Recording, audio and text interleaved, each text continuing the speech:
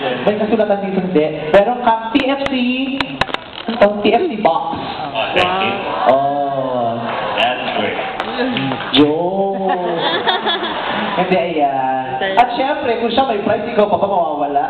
Sa'yo yun, kunin mo.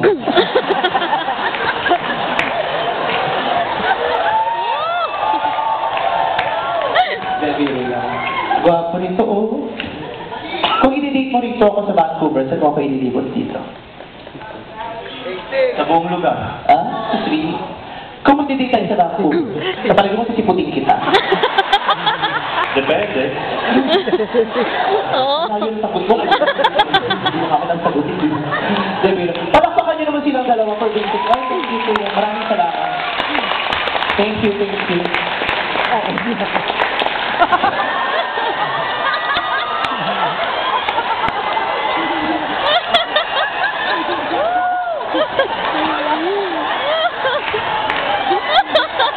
Mapusok ako. Ang tagal kong hinintay ang pagkakataon na ito. Ang saya-saya ko na ngayon nakilala ko ng mga magulang mo. Sabi niya, nanay ko pala ko. Sinabi bang tatay mo ito, kaya ang ganda babae. Mukha namang babae. Napakabait ang mga magulang mo. Ang saya-saya ko na sinusuportahan nila ang pag-iibigan natin. Hindi ko tulad ng mga magulang ko. Simulat sa pulahan lang sila sa kasiyahan ko. Alam mo ba, nang malaman ng papa na ikaw ang nobyo ko. Totoo yan, nang malaman ng papa na ikaw ang boyfriend ko, galit na galit sa iyong papa. Alam mo ba kung bakit? Gusto ka rin ng papa. Bakla ang papa. Pero kahit pinag-ihiwalay niya tayo, pinaglaban ko pa rin ang pagmamahal ko sa iyo. Naniniwala ako na tayo dalawa talaga nakalalas pa isa't isa.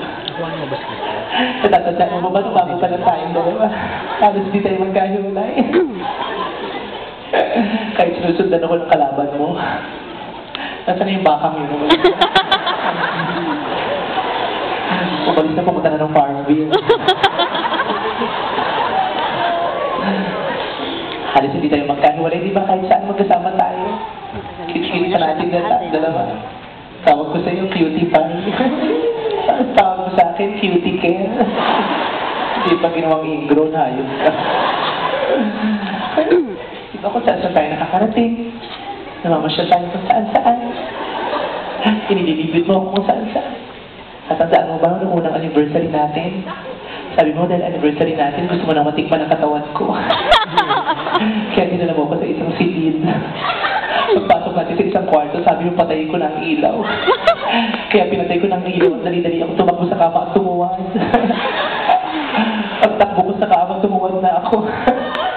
4 na oras na ako nakatuwad wala pa. Pagbukas ko ulit ng ilaw, hayop ka, nakatuwad ka rin pala.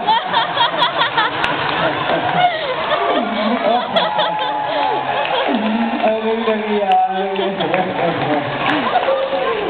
Pero dahil sa pagmamahal ko sa'yo, tinanggap ko na lang yan bilang isang kahinaan ko.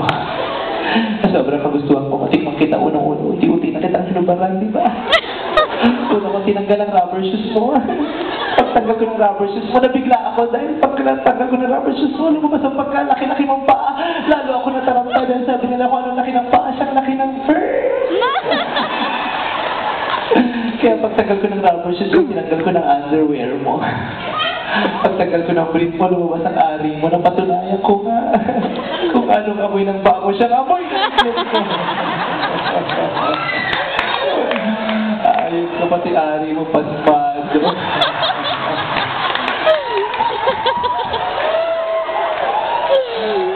Pero mahal kita. Napakabuti mong bata. Napakaganda ng pagpapalaki sa iyo ng iyong mga magulang. Dahil hindi ka tumitingin sa isang tao sa kanilang kasarian, kundi sa kanyang katangian. Maraming salamat sa pagkakaibigan na ibinigay mo sa akin ngayong gabi ito. Sana hindi ito huling araw na magkakasama at magkakausap tayo. Hindi?